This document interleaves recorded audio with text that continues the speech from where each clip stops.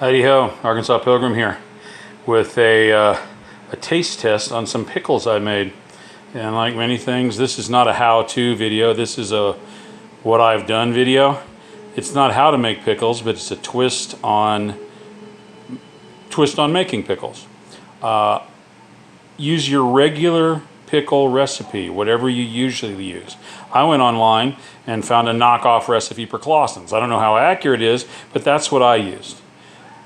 But the twist is, I made it with zucchini instead of cucumbers. And about this time of summer, people, when you're growing zucchini, well, everybody except me, is usually loaded down with them. They just seem to spit out everywhere. What do we do with these? Don't want to waste them.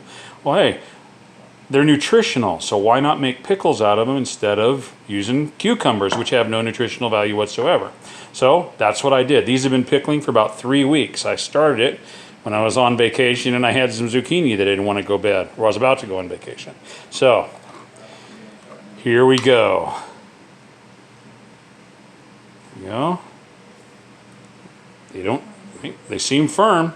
I just did cold process, didn't heat them up.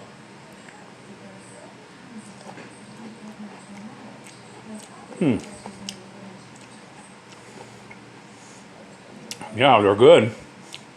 They don't really taste like Clausen's, but they kind of do have a dill pickle, garlic pickle flavor to them, and they're crunchy. And I didn't put any pickle crisp in either.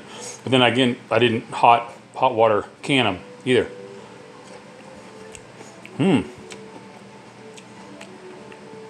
Yeah, if you got zucchini that you need to preserve and you're running out of methods, just make some regular old pickles out of them. Do what you can with what you have where you are. God bless you all. See you next time.